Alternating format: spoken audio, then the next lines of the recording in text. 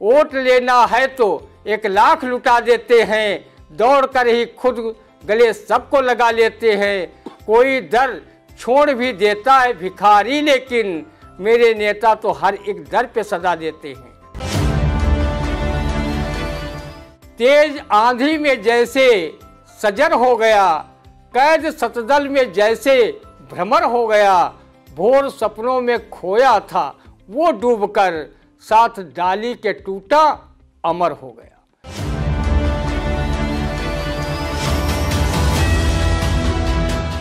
नमस्कार, मैं हूं निशांत गुप्ता और आप देख रहे हैं रंदा।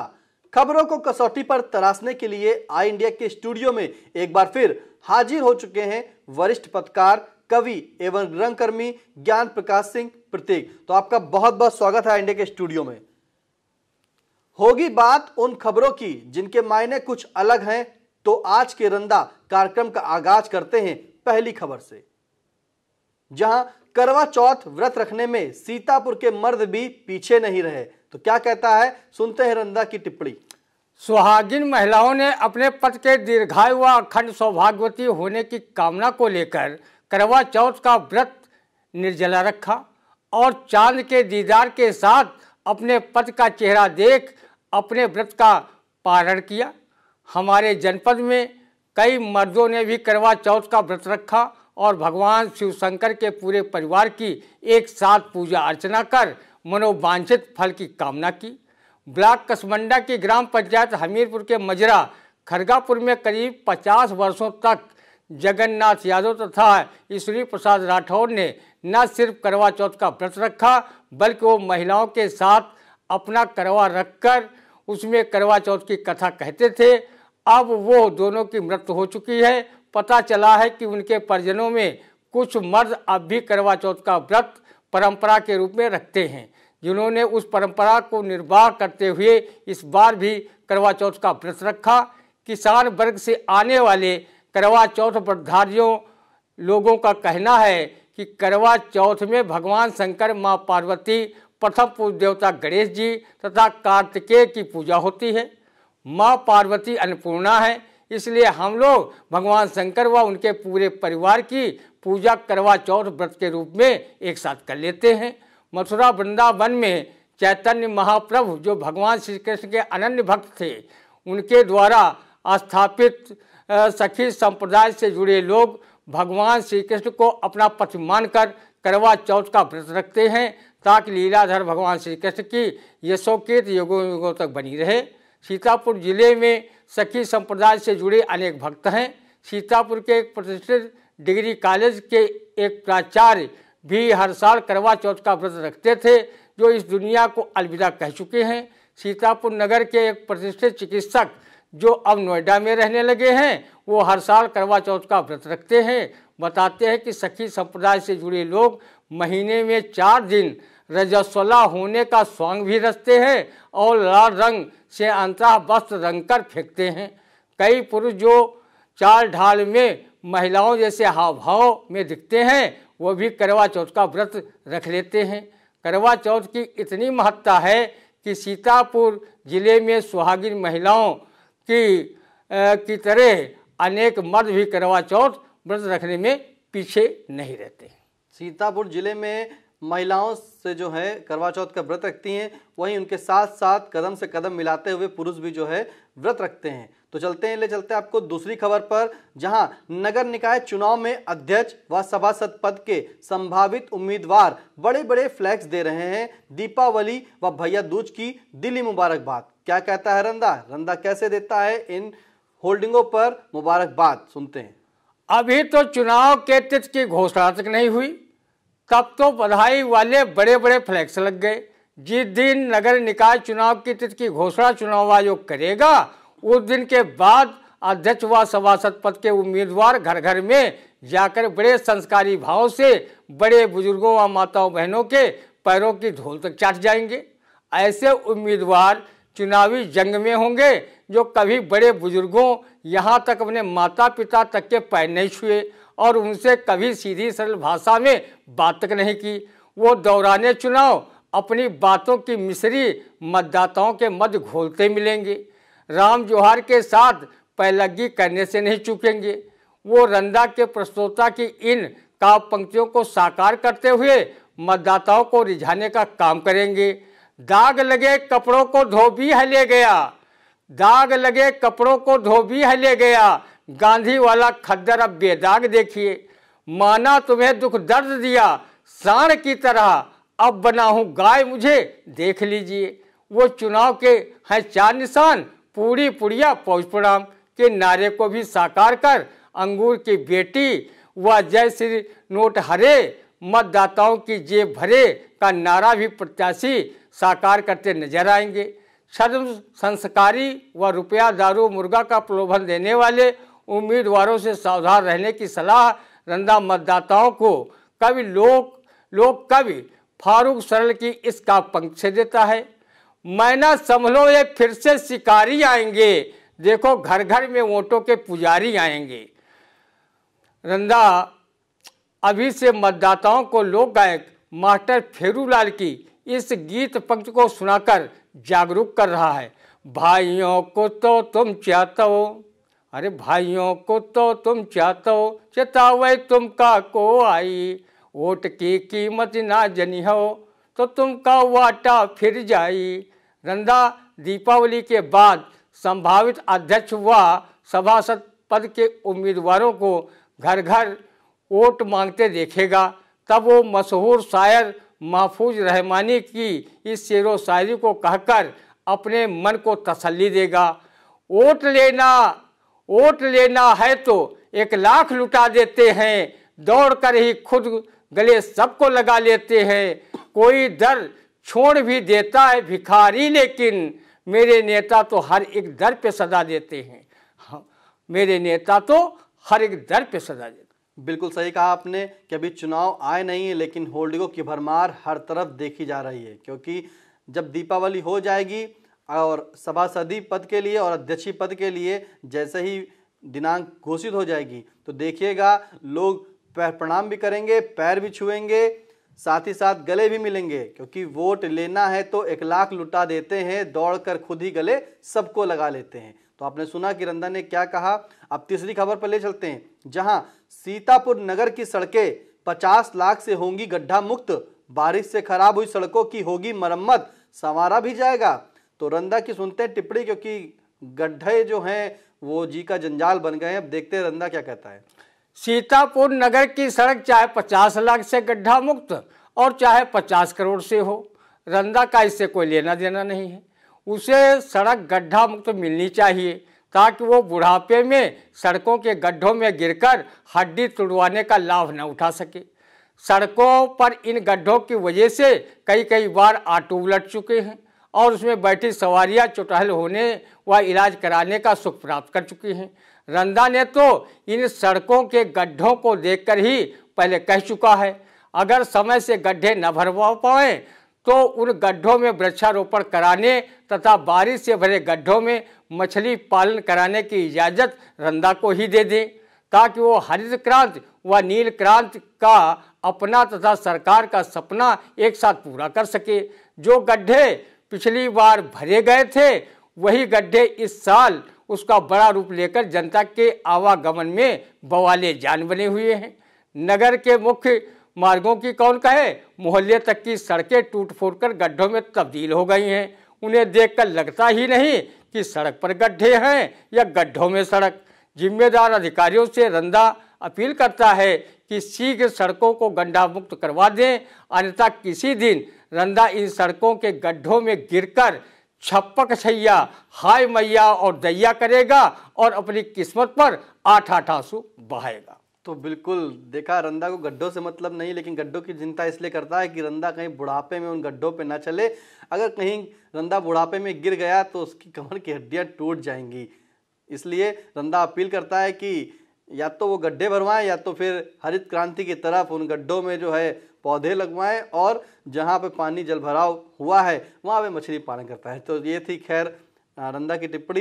दर्द से कराते रहे मरीज, ओपीडी से चिकित्सक नदारद। जिला अस्पताल सीतापुर में ओपीडी के बाहर घंटों इंतजार करते रहे मरीज, इलाज न मिल पाने पर मायूस होकर लौटे।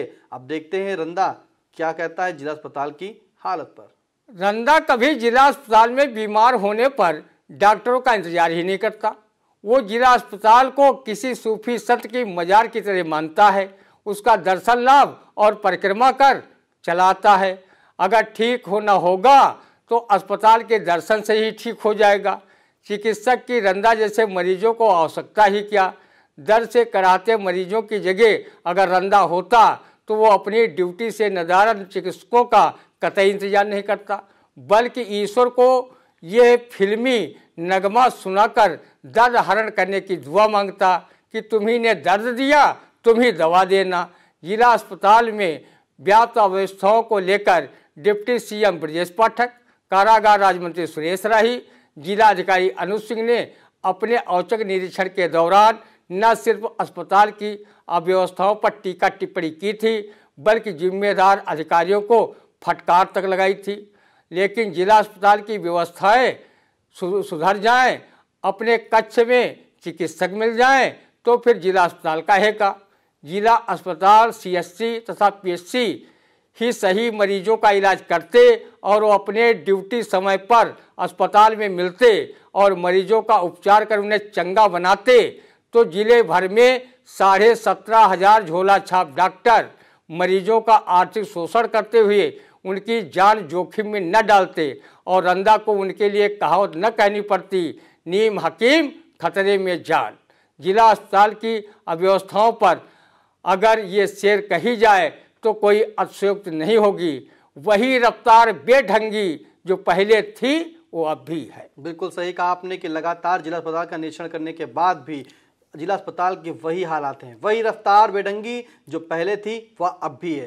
तो ले चलते हैं आपको 5वीं खबर पर, जहां हैंडपंप बाढ़ में डूबे उगल रहे दूषित पानी। मतलब हैंडपंप जो है वो बाढ़ में डूबे उगल रहे दूषित पानी। अब देखते हैं रंदा पानी पीता है कि नहीं पीता है। अगर बाढ़ में हैंडपंप दूषित पानी की जगह मट्ठा, दूध और सोमरस अर्थात दारू शराब उगल रहे होते तो रंदा सरीखे न जाने कितने लोग लोटा, बाल्टी व कैन लेकर पहुंच जाते और उसे भरने के दौरान भीड़ से मारा मारी तक पर भी उतर आते। अगर वो लोटा भर भी मिल जाता तो उसे पीकर वो टुन्न रहता और बाढ़ की विभीषिका का गम थोड़ी देर के लिए खलास कर लेता। रेउसा, रामपुर मथुरा व ब्लॉक बेहटा क्षेत्र में सरयू शारदा से भीषण बाढ़ हर साल आती है। अनेकों गांव बाढ़ की विभीषिका में तहस नहस हो जाते हैं और ग्रामीणों को घर बार छोड़कर सुरक्षित स्थानों पर अस्थायी आसियाने बनाकर रहना पड़ता है। खेती बाड़ी की फसल भी जलमग्न होकर नष्ट हो जाती है। सरकारी सहायता भी ऊँट के मुंह में जीरा प्रतीत होती है। बाढ़ की त्रासदी से बचाव है जो सुझाव उस समय की सरकार को पूर्व केंद्रीय गृह राज्य मंत्री रामलाल राही ने दिया था, बाद में अपने पूज्य पिता स्वर्गीय राही के पत्र को उनके कनिष्ठ पुत्र व योगी सरकार में कारागार राज्य मंत्री सुरेश राही ने अपनी सरकार व केंद्र की मोदी सरकार को जो भेजा है, अगर उस पत्र में वर्णित सभी सुझाव पर केंद्र व राज्य सरकार ने मिलकर निर्णय कर लिया तो एक दिन गांजर के लोगों को जहां बाढ़ से छुटकारा मिलेगा, वहीं ये क्षेत्र और ये जिला प्रदेश का उन्नतशील अग्रणी जिला बन जाएगा। रंदा ने शासन, प्रशासन व सामाजिक संगठनों से अपील की है कि वो बाढ़ पीड़ितों की मदद में आगे आए, इससे बाढ़ पीड़ितों के दर्द पर थोड़ा मरहम लग सके और वो राहत महसूस कर सके। बिल्कुल सही। जो गांजर क्षेत्र में जिस तरह से बाढ़ देखी जा रही है, लगातार पानी बढ़ रहा है और बाढ़ भी आ रही है, तो रंदा की अपील सभी समाज सेवियों और संस्थाओं से व प्रशासन से भी है कि जो बाढ़ के हालात हैं उसको जो है एक निराकरण किया जाए और सही उपाय किया जाए। तो ले चलते हैं आपको अगली खबर पर, जहां विकासखंड गोंदला मौके कंपोजिट विद्यालय गोपालपुर पश्चिमी में दूध में गिरी छिपकली पीने से 20 बच्चे बीमार। अभिभावकों ने स्कूल पहुंचकर किया हंगामा, 8 बच्चे एम्बुलेंस से भेजे गए सीएचसी। क्या कहता है रंदा? दूध में वैसे ही सभी विटामिन होते हैं, वो पौष्टिकता से भरपूर होता है, फिर उसमें लापरवाही बस किस विटामिन की चाहत में छिपकली को दूध में गिरने दिया। आखिर छिपकली युक्त दूध की पौष्टिकता को स्कूल में पढ़ने वाले बच्चे हजम नहीं कर पाए और बीमार पड़ गए। वैसे ही दूध में पानी की सिर्फ मिलावट होती या मिलावट बस पानी में दूध होता तब भी रंदा कुछ नहीं कहता। पर आजकल असली दूध की जगह भारी मात्रा में सिंथेटिक दूध, छाछ, दही धंधेबाज आपूर्ति कर रहे हैं। यही नहीं, दुधारू पशुओं के पशुपालक प्रतिबंधित इंजेक्शन ऑक्सीटोसिन लगाकर दूध प्राप्त कर रहे हैं, जो स्वास्थ्य के लिए काफ़ी हानिप्रद है। वो मनुष्य के शरीर में जीन परिवर्तन का कारक भी बनता है, जिससे मनुष्य अनेक गंभीर बीमारियों की चपेट में आ जाता है। सिंथेटिक व ऑक्सीटोसिन लगाकर पशुओं से प्राप्त किए गए दूध के सेवन से किडनी फेल होने या यकृत खराब होने की संभावना प्रबल रहती है, ऐसा चिकित्सकों का भी कहना है। बहुत से छोटे बच्चे ऐसे दूधपान से इतना मोटे हो जाते हैं जिन्हें चलना फिरना तक दूभर हो जाता है। छिपकली गिरे दूध को परोसने व लापरवाही बरतने वाली रसोइयाँ तथा विद्यालय की प्रधानाध्यापिका को बर्खास्त कर देना चाहिए, बल्कि कानूनी कार्रवाई कराकर उन्हें जेल भेजा जाना चाहिए, ताकि एमडीएम के जिम्मेदार लोगों को सबक मिल सके कि लापरवाही बरतने का परिणाम भयानक होता है। रंदा भगवान को लाख लाख बार शुक्रिया अदा करता है कि उन्होंने विषैली छिपकली युक्त दूध पीने के बाद भी 20 बच्चों के प्राण बचा लिए, नहीं तो उनके माँ बाप तथा परिजनों को कितना गहरा दुख उठाना पड़ता। रंदा तो इस मंजर को याद कर ही कांप जाता है। तो रंदा भगवान को लाख लाख बार शुक्रिया अदा करता है कि उन्होंने विषैली छिपकली युक्त दूध पीने के बाद भी बच्चों के प्राण बचा लिए, नहीं तो उनके माँ बाप तथा परिजनों को कितना गहरा दुख उठाना पड़ता। तो ले चलते हैं आपको अगली खबर पर, जहां परिषदीय विद्यालयों में छमाही परीक्षाएं सिर पर, बस्ते किताबों से खाली, पूरी किताबें न मिलने से परीक्षा की तैयारी में हो रही दिक्कत। क्या कहता है रंदा? क्योंकि छमाही की परीक्षाएं सिर पर है और रंदा पढ़ने को बेताब है। पुस्तकों को जीवंत प्रतिमा कहा गया है। जब ये जीवंत प्रतिमाएं बच्चों के बस्तों से 9 2 11 हैं, तो बच्चों से किताबी ज्ञान से इतर मरहा ज्ञान वाली परीक्षाएं ले लीजिएगा। हमारे सीतापुर जिले के बच्चे बिना किताब पढ़े ही इतने ज्ञानी ध्यानी हैं कि उनसे चाहे जिस विषय की परीक्षा लो वो फटाक से उत्तर दे देंगे। बच्चे किताबों के अभाव में मोटू पतलू, निंजा हथौड़ी, डोरेमोन, शिनचैन, मोगली सहित ना जाने कितने मनोरंजक सीरियल देख रहे हैं। अगर उनसे इसके बारे में प्रश्न पूछें तो पराए बाप की कसम 100 में 100 नंबर ले आएंगे और गुरुजी उन्हें पूरे नंबर देने पर विवश भी हो जाएंगे। उनसे फिल्मी हीरो हीरोइनों के नाम भी पूछ लेना। खुदा कसम बच्चे एक एक का नाम व हीरो हीरोइनों से जुड़े फिल्मी किस्से भी सुना देंगे। हाँ, गिनती पहाड़ा, इतिहास, भूगोल, हिंदी, अंग्रेजी, गणित, विज्ञान के बारे में कतई न पूछें, क्योंकि ये सब किताबी ज्ञान में है और बच्चों को जिम्मेदार शिक्षा विभाग के अधिकारी छमाही परीक्षा के पहले तक किताबें उपलब्ध नहीं करा पाए हैं। वो किताबें न बंटने का कारण छपाई से लेकर वर्षा तक का हवाला देते हुए अपनी जिम्मेदारी से पल्ला झाड़ रहे हैं। परिषदीय विद्यालयों के जिम्मेदार अधिकारियों व शिक्षा मंत्रालय से जुड़े मंत्रियों को मालूम है कि जब कबीर दास ने मस कागज को न छुओ, कलम गही नहीं हाथ पर चलकर इतना ज्ञान प्राप्त कर लिया कि आज कबीर दास के करोड़ों अनुयायी उनके निर्गुण भजनों को गाकर भगवान को खुश करने में लगे हैं तथा अपने लोक परलोक को सुधारने का काम कर रहे हैं। बहुत से शोध छात्र संत कबीरदास द्वारा कहे गए पदों, दोहों और उनके ग्रंथ बीजक के साखी शब्द रामायणी पर शोध कर पीएचडी की डिग्री प्राप्त कर रहे हैं। तो फिर बच्चों को समय से किताबें उपलब्ध कराने की क्या आवश्यकता? वो भी कबीरदास के इस दोहे को सिर माथे लगाए घूम रहे हैं। पोथी पढ़ पढ़ जगमुआ, पंडित भया न कोय, ढाई आखर प्रेम का, पढ़े सो पंडित होय। जिले में परिषदीय स्कूलों की ये शिक्षा व्यवस्था देखकर कोई खुश हुआ हो या न हुआ हो, पर लॉर्ड मैकाले की आत्मा जरूर खुश हुई होगी कि कम से कम मेरे द्वारा चलाई गई दोहरी शिक्षा नीति का पालन पूरे भारत में न सही सीतापुर जिले में तो हो ही रहा है। वहीं बुनियादी शिक्षा की नींव रखने वाले राष्ट्रपिता महात्मा गांधी, श्रीमती एनी बेसेंट और डॉक्टर जाकिर हुसैन की आत्मा जहां भी होगी मौजूदा परिषदीय स्कूलों में अव्यवस्था व बच्चों को सही शिक्षा न मिलने से बेचैन हो रही होगी। रंदा जानता है कि शिक्षा एक जीवन पर्यंत चलने वाली प्रक्रिया है। इस प्रक्रिया के तहत उसे कभी पराक्रम, कभी धैर्य, साहस, दया, करुणा, अहिंसा, सत्य, परोपकार जैसे सद्गुणों की परीक्षा समय समय पर देनी पड़ती है। अगर रंदा के पास एक किताब न हो तब भी वो अपनी हर परीक्षा के लिए परिषदीय स्कूलों के बच्चों की तरह तैयार रहता है। किताबें न हुई तो क्या हुआ, हजारों रुपया तनख्वाह पाने वाले ईश्वर तुल्य गुरुजी तथा सरकार द्वारा कायाकल्प कराए गए शिक्षा के मंदिर तो हैं। वो इन काव्य पंक्तियों को साकार करते हुए परीक्षा दे लेगा। ये संसार परीक्षालय है, ये संसार परीक्षालय है, प्रश्न नए आते हैं और गुरु का आशीर्वाद साथ है, हम क्यों घबराते हैं। बिल्कुल, गुरु का आशीर्वाद साथ है तो हम क्यों घबराते हैं, क्योंकि परीक्षाएं सर पर हैं छमाही की और किताबें जो है 9-2-11 हो चुकी हैं। तो ले चलते हैं आपको अगली खबर पर, जहां लंपी वायरस पर रोकथाम के लिए बरेली समेत 7 जिलों में 100% टीकाकरण। इन 7 जिलों में सीतापुर का नाम नहीं। क्या कहता है लंपी वायरस पर रंदा? सीतापुर जिले में एंटी लंपी वायरस टीकाकरण अन्य 7 जिलों की तरह यहाँ भी 100% करवा दीजिए, नहीं तो गौवंशों को ये लंपी वायरस जान ले लेगा। पूरे देश में लंपी वायरस लाखों गौवंशों को असमय कालकवलित कर चुका है। पशुधन मंत्री धर्मराज सिंह बरेली, प्रयागराज, आगरा, मेरठ, लखनऊ, गोरखपुर, वाराणसी, झांसी की तरह सीतापुर के गौवंशों को भी लंपी रोग से मुक्त करवाइए।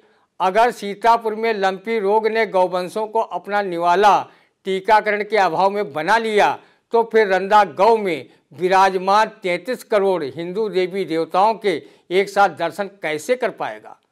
रंदा जैसे किसानों की हरी भरी फसल को आखिर कौन चरकर चौपट करेगा। आवारा गौवंशी पशुओं से आजिज आकर किसान स्कूलों, पंचायत भवनों में आखिर उनकी जगह पर किसको बंद करेंगे। रंदा गौ माता व सारे देवता की कृपा से ही दूध माठा खा रहा है और उसके दूध की बनी चाय से अतिथियों का सत्कार कर रहा है।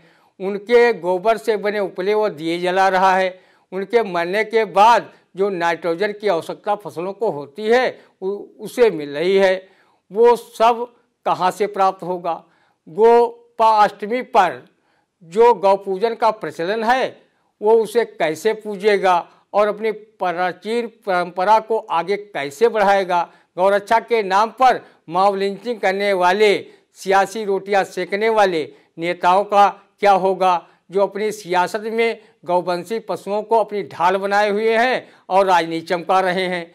इसलिए गौवंशी पशुओं व रंदा पर रहम कर लंपी वायरस से लड़ने वाले टीका लगवाइए ताकि उनके प्राणों की सुरक्षा हो सके और रंदा सरीखे लोग उनके नाम पर पसवाड़ा बनवाकर उसमें अपनी मोटरसाइकिल व कार खड़ी कर सके। बिल्कुल, तो रंदा कह रहा है कि लंपी वायरस जो है सीतापुर जिले में भी जो है 100% होना चाहिए, क्योंकि अगर वो नहीं होता है तो किस तरह से पशुवाड़ा बनवा कर उसमें मोटरसाइकिल खड़ी करके गांव पे गौवंशों पर जो है किस तरह से राजनीति होगी, इसके विचार लिए बना हुआ है। तो ले चलते हैं आपको अगली खबर पर, जहां लोकनायक जयप्रकाश नारायण के बलिया जनपद स्थित पैतृक गांव में प्रतिमा अनावरण के बाद गृह मंत्री अमित शाह ने कहा कि सत्ता के लिए कांग्रेस की गोद में बैठे हैं नीतीश व लालू।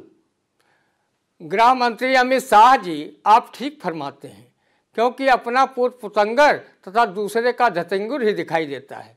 जो राजनीतिक दल की केंद्र व राज्यों की सत्ता में आपके साथ मिलकर कदम ताल कर रहे हैं, सहयोगी दलों के नेता आपके साथ मिलकर सत्ता का सुख भोगने के लिए आए हैं या फिर किसी फक्कड़ साधु की तरह रूखी सूखी खाकर हरिनाम की माला जपने के लिए भाजपा की गोद में बैठे हैं। लालू नीतीश की तरह केंद्रीय मंत्री अनुप्रिया पटेल के अपना दल और उद्धव ठाकरे की शिवसेना का बंटाधार करवाकर एकनाथ शिंदे से मिलकर महाराष्ट्र भाजपा की सरकार बनी। पूर्वोत्तर के कई राज्यों में अन्य दलों के समर्थन से भाजपा की सरकार बनाई। बिहार की सत्ता पर करीब 17 साल तक भाजपा नीतीश कुमार का समर्थन करती रही। तब वो सत्ता के लिए भाजपा के गोद में नहीं बैठे थे, या फिर बिहार में सत्ता का सुख भोगने के लिए भाजपा नीतीश कुमार की पार्टी जदयू की गोद में नहीं बैठी थी। अगर रंदा कुछ झूठ बोल रहा हो तो उसे काला कौवा जरूर काटे। गृह मंत्री जी सत्ता सुख के लिए अब तो सियासत दान चुनी हुई सरकारों को गिराकर उनकी भ्रूण हत्या करने में संकोच नहीं करते। गोवा, मिजोरम, कर्नाटक, मध्य प्रदेश इसका जीता जागता उदाहरण है। विपक्ष में रहकर नेता सत्ता पक्ष को कोसते हैं, और अगर सत्ता सुख मिलने के साथ आगामी लोकसभा, विधानसभा टिकट व संकट मोचनी अटैची नोटों से भरी मिल जाए तो उनकी अपनी पार्टी की प्रतिनिष्ठा रातों रात बदल जाती है, और इस पाले की ऐसी तैसी उस पाले की जय कहते हुए सत्ता के साथ मिलकर सत्ता सुख भोगने का आनंद लेने में एक पल की देर नहीं लगाते। ज्योतिरादित्य सिंधिया, जितेंद्र प्रसाद जैसे अनेक उदाहरण मौजूद हैं, जो कभी कांग्रेस में रहकर भाजपा को मंचों से पानी पी पी कर कोसते थे, आज वो भाजपा में मंत्री पद पाकर कांग्रेस की खिल्ली उड़ाते घूम रहे हैं।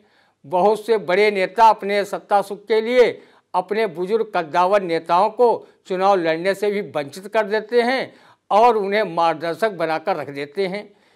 इसलिए रंदा दूसरे की बुराई करने से पूर्व अपने दामन को भी ठीक से निहार लेता है कि वो कितना साफ सुथरा है। वो दूसरे पर टीका टिप्पणी करने के पूर्व स्वयं की थाह ले लेता है। वो कभी पर उपदेश कुशल बहुतेरे की उक्त पर विश्वास नहीं करता। जी बिल्कुल, जिस दल में होते हैं उस दल की तारीफ बाकी विपक्ष चाहे जैसा हो ये सभी कहते हैं। लेकिन आज के समय में कि जब जिस तरह से ज्योतिरादित्य सिंधिया, जितेंद्र प्रसाद जो कांग्रेस में थे तब वो मंच से विपक्ष को पानी पी पी कर कोसते थे, और अब वह सत्ता में हैं तो विपक्ष को पानी पी पी कर कोस रहे हैं। तो इस समय का बदलाव है। खैर, चलते हैं अगली खबर पर, जहां खालापार मुजफ्फरनगर निवासी पति ने पत्नी को ताना देकर बताया काला रंग, तो पत्नी ने टॉयलेट क्लीनर पीकर दे दी जान। क्या कहता है रंदा, सुनते हैं। बहुत दुखद व अफसोसजनक घटना है। उस महिला की जगह अगर रंदा होता तो वो पति के तानों का जवाब टॉयलेट क्लीनर पीकर जान देने की बजाय अनार मौसमी का जूस पीकर इस फिल्मी नगमे को लटके झटके दिखाकर तरन्नुम में गाकर देता। गोरे रंग पे इतना ना गुमान कर, गोरा रंग 4 दिन में ढल जाएगा, मैं समा हूँ तू है परवाना, तो मुझसे पहले जल जाएगा। अगर इस गाने को सुनकर भी काले रंग का होने का ताना देना वो बंद नहीं करता तो फिर हम उसके कान में ये फिल्मी नगमा भी घुसेड़ देते। हम काले हैं तो क्या हुआ, दिल वाले हैं, हम तुमको चाहने वाले हैं। अगर वो तब भी ताने कसता तो हम फिर नारी सशक्तिकरण का नमूना पेश करते हुए पारंपरिक हथियार बेलन चिमटे का सहारा लेता और घायल नागिन की तरह गुस्से में इतनी जोर से फुफकार छोड़ता कि पति महोदय अपनी पैंट गीली कर बैठते और काली कलूटी कहना भूल जाते। अगर फिर भी नहीं मानते तो उनके विरुद्ध घरेलू महिला हिंसा कानून के तहत मुकदमा दर्ज कराता, जिससे उसका सामना पुलिसिया कार्रवाई या 3rd डिग्री से पड़ता।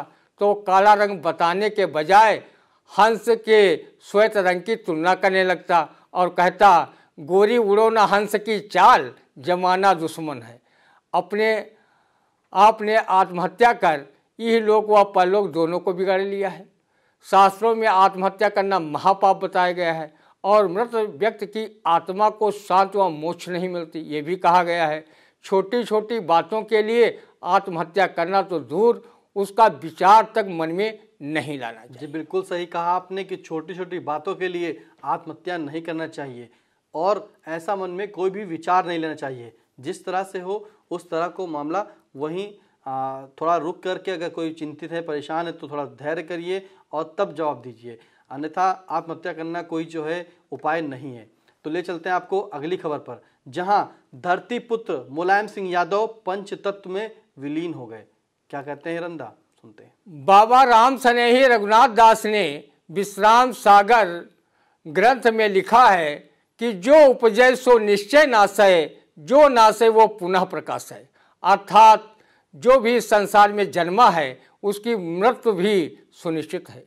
यही बात भगवान श्री कृष्ण ने अर्जुन को उपदेश देते हुए गीता में कहा है कि शरीर नश्वर है तथा आत्मा अजर अमर है।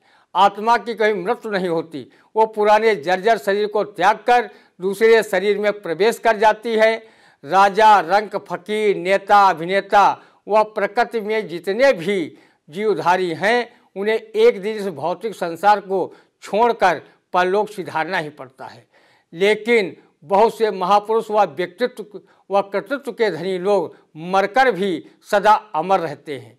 पूर्व सीएम व पूर्व रक्षा मंत्री मुलायम सिंह यादव पर यह बात अक्षरशः खरी उतरती है। सपा संरक्षक मुलायम सिंह यादव का दुनिया छोड़कर चले जाना करोड़ों करोड़ लोगों को हार्दिक संवेदना व्यक्त करने एवं उन्हें अश्रुबिंदु बहाने पर मजबूर भी कर गया। देश के अधिकांश नेता उनके अंतिम संस्कार में पहुंचे और श्रद्धांजलि अर्पित की। सभी राजनीतिक दलों के नेता, सपा के नेता, कार्यकर्ता उनके अंतिम संस्कार में पहुंचकर उनकी अंतिम विदाई के साक्षी बने। पूर्व सीएम मुलायम सिंह यादव ने अपने पहले मुख्यमंत्रित्व कार्यकाल में सम्राट अकबर के समय से चली आ रही चुंगी प्रथा को खत्म किया था। ये उनका ऐतिहासिक कार्य था। किसानों का 10,000 रुपये तक कर्ज माफ़ किया था, गन्ने का मूल्य बढ़ाया था तथा यश भारती पुरस्कार की स्थापना कर विभिन्न क्षेत्रों की हस्तियों को सम्मानित व पुरस्कृत कराया था। उन्होंने साहित्य, संगीत, कला, खेल तथा सिने जगत को हर तरह से प्रोत्साहित किया था।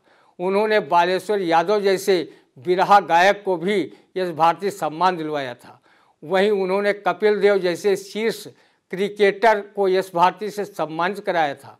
साहित्य क्षेत्र के पुरोधा व फिल्मी गीतकार गोपाल दास नीरज तथा फिल्म जगत के महानायक अमिताभ बच्चन व अनुपम खेर को भी यश भारती से सम्मानित कराया था। नेता सुभाष चंद्र बोस के बाद अगर किसी को सम्मानजनक तरीके से नेताजी शब्द से संबोधित किया गया तो वो सिर्फ और सिर्फ मुलायम सिंह यादव को ही कहा गया। आज वो हमारे बीच नहीं है, लेकिन उनका विशालतम व्यक्तित्व एवं कर्तृत्व उन्हें युगों तक भावी पीढ़ियों के दिलों में जीवित रखेगा। रंदा पूर्व रक्षा मंत्री व उत्तर प्रदेश के 3 बार सीएम रहे मुलायम सिंह यादव को आई इंडिया परिवार की ओर से हार्दिक श्रद्धांजलि। कवित्री लक्ष्मी देवी वर्मा सुलक्षिता तथा कवित्री सुमन मिश्रा सुमन की इन 4 काव्य पंक्तियों से अर्पित करता है। तेज आंधी में जैसे सजर हो गया, कैद सतदल में जैसे भ्रमर हो गया, भोर सपनों में खोया था वो डूबकर साथ डाली के टूटा अमर हो गया। कितनी रंगीन महफिल सजा कर गए, कितनी रंगीन महफिल सजा कर गए, सबके दिल में बसेरा बना कर गए, भूल पाए न कोई उन्हें भूल कर, प्यार इतना वो सब पर लुटा कर गए। जी बिल्कुल, भूल पाए न कोई उन्हें भूल कर, प्यार इतना वो सब पर लुटा कर गए। तो रंदा ने बिल्कुल सही कहा। और आई इंडिया परिवार की ओर से पूर्व मुख्यमंत्री व समाजवादी पार्टी के संस्थापक मुलायम सिंह यादव को श्रद्धांजलि अर्पित करता है। और जो रंदा ने कहा कि सुभाष चंद्र बोस जी जो नेता थे, उनके बाद अगर किसी को नेता कहा गया तो वो सिर्फ मुलायम सिंह यादव को, तो उनके कार्य, उनके किए गए कामों को ही याद किया जा रहा है और वो अमर ही रहेंगे। तो बहुत बहुत धन्यवाद। ये था आज का रंदा। फिर मिलते हैं अगले रविवार को सुबह 8 बजे। दीजिए इजाज़त, नमस्कार। एक बात और कहेंगे कि कैसा लगा रंदा आपको ज़रूर बताइएगा, कमेंट करिएगा। जिन्होंने अभी तक सब्सक्राइब नहीं किया चैनल को वो सब्सक्राइब करें, लाइक करें और शेयर करें।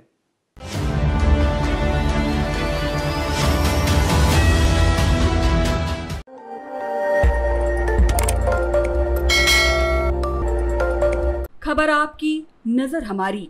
देखते रहिए आई इंडिया।